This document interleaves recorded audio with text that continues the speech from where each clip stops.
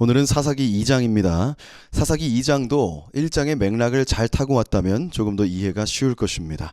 지난주에 살펴봤던 1장에서 이스라엘 백성들은 점점 가나안 족속과 동화되어 가기 시작됩니다. 그것의 복선으로 쫓아내지 못했다와 쫓아내지 않았다라는 그 표현의 차이를 들어서 제가 설명을 했었죠. 2장은 이제 본격적으로 이제 그 문제에 대한 여호와 하나님의 반응이 시작됩니다. 1절을 읽겠습니다. 여호와의 사자가 길갈에서부터 복임으로 올라와 말하되 내가 너희를 애굽에서 올라오게 하여 내가 너희의 조상들에게 맹세한 땅으로 들어가게 했으며 또 내가 이르기를 내가 너희와 함께한 언약을 영원히 어기지 아니하리니. 자, 요약하면 하나님께서 이렇게 말씀하시는 겁니다. 나는 너희 이스라엘 백성들과 한 약속을 지켰다. 그 약속의 땅으로 들어가게 함으로써 그 언약을 어기지 않았다. 이렇게 1절은 하나님께서 하신 일을 말하고 있습니다. 그런데 이어지는 2절은 이스라엘 백성이 한 일을 이야기하죠. 2절 읽어드리겠습니다. 너희는 이 땅의 주민과 언약을 맺지 말며 그들의 제단을 헐라하였거늘 너희가 내 목소리를 듣지 아니하였으니 어찌하여 그리하였느냐. 하나님께서는 토착민들, 즉 이 이방 민족들과의 언약을 맺지 말라고 하셨고 그들의 우상 제단을 오히려 헐어버리라고 하셨는데 이스라엘 백성들은 그렇게 하지 않았다는 것입니다. 하나님의 목소리를 듣지 않았다는 것은 제단을 헐지 않았다는 것이죠. 가나안 족속과 동화되었다는 것입니다. 자, 쫓아내지 않고 그들을 받아들임으로써 그들과 같아지고 있었다. 이 이야기를 하고 있는 거예요. 그것에 대해서 어찌하여 그리하였느냐라고 말씀하시면서 책망 꾸짖고 계신 것입니다. 자, 이제 하나님은 그에 대한 결과를 3절에서 말씀하시죠. 나는 이제 그들을 너희 앞에서 쫓아내지 않을 것이다. 그들이 너희 옆구리에 가시가 될 것이며 그들의 신이 너희의 올무가 되리라. 자, 1절에 여호와의 사자가 길갈에서 복임으로 올라왔다라고 증언하고 있는데, 기록하고 있는데 이것에는 특별한 의미가 있습니다. 길갈이라는 지역은 출애굽한 백성들에게 있어서 이 가나안 땅, 이 약속의 땅에 들어가는 그 땅의 입구와 같은 곳이었습니다. 요단강을 건너서 처음 마주한 땅, 그 가나안의 첫 땅이 바로 길갈이었어요. 그래서 여호수아 4장부터 이렇게 쭉 살펴보면 여호수아가 요단강을 이렇게 건너고 나서 하나님의 명령을 받아서 각 지파에서 한 사람씩 총 12명을 택하고 그 12명에게 각각 돌을 하나씩 가져오라고 하는 그 장면 나오거든요. 그 돌을 쌓아서 6절에 그것이 너희 중에 표징이 되리라 이렇게 말합니다. 자, 나중에 시간이 흘러서 이 너희 자손들이, 너희 손주들이 이렇게 물어볼 거라는 거예요. 할아버지, 저게 뭐예요? 저 돌 왜 쌓아놓은 거예요? 이렇게 물어보면 말해주라는 겁니다. 하나님 여호와께서 우리가 이 약속의 땅 가나안을 들어올 때 이 물이 있어가지고 그 요단강 물 때문에 못 건너고 있었는데 그 물을 하나님께서 마르게 해주셔가지고 우리가 건넜거든. 그래서 이 약속의 땅에 들어온 거야. 우리가 지금 살고 있는 이 땅에 들어온 거야. 그것을 기념하기 위해서 이렇게 돌을 세워놓았단다라고 말해줘. 이렇게 이야기하는 겁니다. 자, 그 돌무더기를 하나님을 기억하게 하는 매개체로 세운 것이죠. 자, 그래서 길갈은 하나님의 살아계심을 그리고 하나님께서 행하셨던 일을 기억하는 장소입니다. 하나님의 구원을 체험한 것이에요. 그래서 5장을 보면 그곳에서 할례를 행하기도 합니다. 하나님의 사람이라는 그 증표를 만드는 것이죠. 여러분, 이 할례라는 것은 이 성기의 껍질을 잘라내는 것 아닙니까? 굉장히 아프겠죠. 그러면 이 전투력을 상실합니다.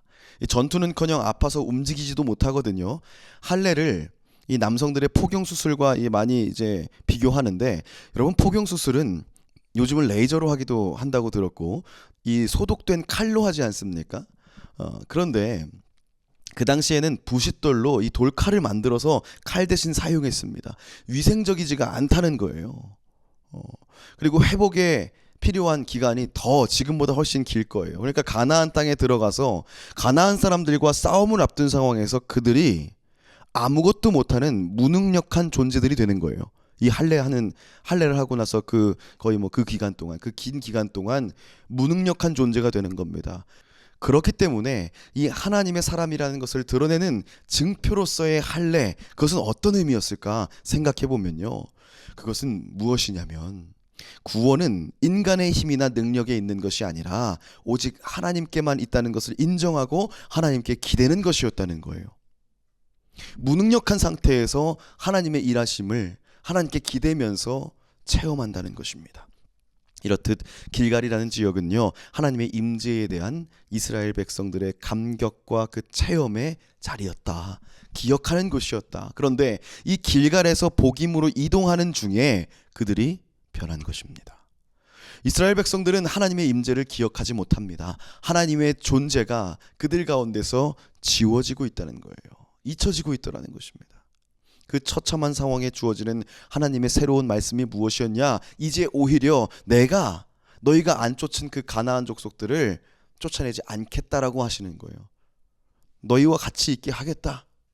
이제 하나님께서 역으로 그렇게 이야기하신다는 거예요. 그들이 너희의 가시가 될 것이고 그들의 신이, 그 우상들이 올무가 될 것이다. 이렇게 이야기한다는 거예요.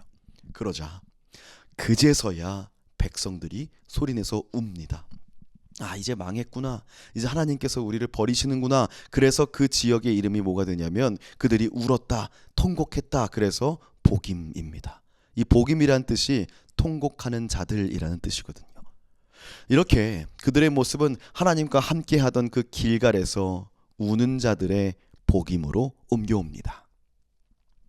6절부터는 1절에서 죽었던 여호수아가 다시 등장하는데 이것은 부활한 것이 아닙니다. 사사기는요, 시대의 흐름에 따라서 구성되어 있지 않고요, 입체적으로 구성되어 있습니다. 여러 사건들이 서로 껴들고 껴들기를 반복하죠. 이 사사기를 기록했던 역사가들이 이 사사들과 함께 살면서 어떤 종군 기자들처럼 따라다니면서 그것을 기록한 책이 아니기 때문입니다. 이 사사들을 위한 위인전도 아니고요. 자, 이리저리 흩어져 있던 사사들에 대한 이 기억과 기억들을 두루마리 하나로 엮어서 기록한 것이 바로 사사기입니다. 여호수아가 여기에 다시 등장한 이유도 있어요. 사사기의 기록자들은 여호수아가 살았던 날들과 그가 죽은 후에 이 모습을 비교하면서 무언가를 말해주고 싶었더라는 거예요. 6절부터 9절은요, 여호수아가 살던 시대와 여호수아의 죽음에 관한 그 짧은 서술입니다. 이스라엘 자손들이 각기 그들에게 주어진 땅을 차지했고 백성들은 여호수아가 사는 날 동안과 여호수아 뒤에 생존한 장로들, 곧 여호와께서 이스라엘을 위하여 행하신 모든 그 큰 일들을 본 자들이 사는 날 동안에 여호와를 섬겼다. 그리고 나서 8절에 여호수아가 110세에 죽었다. 그리고 9절에 여호수아를 장사했다. 이런 내용들이 계속 이어지고 있습니다. 그런데 이것을 읽으면서 우리는 무언가 불길한 표현을 또 한 번 발견합니다. 내쫓았고, 내쫓지 않았고, 내쫓지 못했고, 이런 표현들의 미묘한 차이를 통해서 우리가 발견했던 것들, 그런 것들을 또 발견할 수 있는 거예요. 무엇 하는 동안. 여러분, 동안이라는 말이 무엇입니까? 뭐뭐 하는 동안, during, 이 무슨 의미를 갖겠습니까? 이것은 기한이 정해져 있다는 거예요. 기한이 정해져 있다. 백성들이 여호수아가 살아있는 동안에는 여호와를 섬겼다. 여호수아와 함께 출애굽을 하면서 하나님의 일하심을 이 목격했던 장로들이 살아있는 동안에는 여호와를 섬겼다. 그럼 그들이 죽은 다음엔 어떻게 되는 겁니까? 결국 이 말 무슨 말이냐는 거예요. 그동안엔 섬겼다. 그렇다면 그들이 죽은 후에는 섬기지 않았다. 그들이 다 죽은 다음에는 백성들이 여호와를 섬기지 않았다라는 것을 강조하고 싶다는 거예요. 그것은 이제 10절부터 본격적인데, 그 후에 난 세대들은, 그 후에 태어난 세대들은 여호와를 알지도 못하고 이스라엘을 위해서 행하신 그 여호와의 일들 아무것도 알지 못했다. 이렇게 10절부터 적고 있습니다. 11절 더 가관입니다. 이스라엘 자손이 여호와의 목전에 악을 행하여 바알을 섬겼다. 직접적이죠. 12절, 13절은 그에 대한 설명입니다. 여호와를 버리고 다른 신들, 곧 그들 주위에 있는 백성의 신들을 따라서, 그들 주위에 있는 백성들이 이방인들이죠. 그들을 따라서 그들에게 절하여 우상 숭배해서 여호와를 진노하시게 하였다. 그들은 여호와를 버리고 바알과 아스다롯을 섬겼다. 이렇게 되어 있습니다.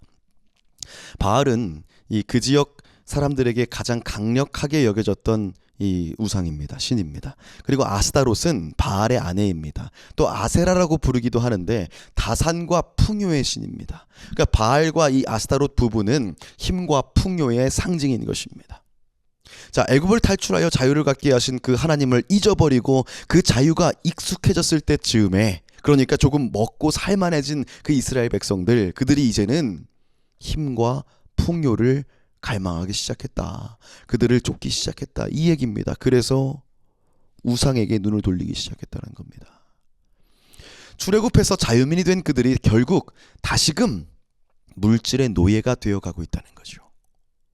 어떻게 그럴 수가 있습니까? 우상 숭배라니, 하나님이 아닌 다른 신들을 섬긴다는 게 그게 말이나 됩니까? 이렇게 생각할 수 있을 텐데요. 이 모습이 사실 오늘날 우리들의 모습과도 나란히 포개어집니다. 우리도 물질이 지배하는 세상을 살고 있지 않습니까? 특별히 여러분과 저는 지금 미국 이 물질 만능주의의 이 끝에 살고 있어요. 돈으로 못하는 것이 없습니다. 돈이 곧 능력이고 권력입니다. 그러면 우리는 그 안에서 얼마나 자유합니까? 하나님의 섭리보다 이 돈의 논리를 따르는 우리들의 모습은 종종 이 생각보다 우리가 자주 발견하게 되지 않습니까? 나의 것은 하나님의 것이라고 고백, 입술로 말로는 하면서 하나님께 나의 시간과 물질을 쓰는 것은 아깝다고 생각하지는 않으십니까? 하나님을 우선순위에서 밀어내고 있지는 않습니까? 막대한 수입과 하나님을 예배하는 것 중에 꼭 둘 중에 하나만 선택해야 한다면 우리는 그것에 고민의 여지를 두고 있지 않냐 이 말입니다. 사사기에 나오는 이스라엘 백성이 가나안 사람들과 공존하면서 동화되어가는 같은 모습이 되어가는 그 모습처럼 우리도 이 세상 가운데 동화되어 가고 있는 것입니다. 입술로는 하나님을 고백하고 머리로는, 심지어는 이 가슴으로는 바울과 아스타롯 같은 그 물질과 풍요를 따르고는 있지 않은지 우리는 고민해봐야 합니다. 하나님의 이름을 부르지만 정작 우리가 하나님의 부르심에 응답하고 있는가? 가나안과 같은 그 세상이 나를 동화시키려고 할 때 우리는 당당히 거절하고 있느냐 이 말입니다. 여러분, 사사기는 우리를 반면교사하게 합니다. 그 모습을 보면서 그것이 옳지 않다는 것을 배우게 합니다. 그런데 이미 우리는 그들과 같이 마치 그 사사 시대를 살아가던 그 이스라엘 백성들처럼 동화되어 가고 있습니다. 하나님의 사람으로서의 그 정체성을 잃어가고 있는 것입니다. 이제 우리는 결단해야 합니다. 하나님을 따를 것인지 아니면 이 세상의 우상을 섬길 것인지. 어쩌면 내가 그 세상의 우상이 되어 버렸을지도 모르는 이 세상 가운데에서 우리는 하나님을 선택하고 따르는 하나님의 사람으로 살아가기를 소망하고 축복합니다. 자, 2장 14절부터는요 하나님의 진노하심을 보여주고 있어요. 하나님은 하나님을 잊고 다른 신을 섬기는 그들에게 진노하셨고, 3절에서 이 말씀하신 대로 다시 가나안 사람들을 통하여 일하십니다. 그 말씀대로 가나안 사람들이 가시가 되어서 그들을 괴롭힌다는 거예요. 죄의 책임을 물으시는 그 공의의 하나님의 모습을 보이십니다. 그런데 우리가 잘 알고 있는 대로 하나님께서는 공의의 하나님인 동시에 사랑의 하나님, 자비의 하나님이시죠. 16절, 여호와께서 사사들을 세우사 노략자의 손에서 그들을 구원하게 하셨으나, 이 그들의 고통에 기회라는 이름으로 자비를 주십니다. 그 기회의 방법이 바로 사사들입니다. 드디어 등장하는 것이죠. 하지만 바로 이어지는 17절에 그들이 그 사사들에게 순종하지 아니하고 오히려 다른 신들을 따라가서 음행하며 그들에게 절하고 여호와의 명령을 순종하던 그들의 조상들이 행하던 길에서 속히 치우쳐 떠나서 그와 같이 행하지 아니하였더라. 그들은 무슨 말이냐면 그 기회마저도 저버리고 있다는 것이에요.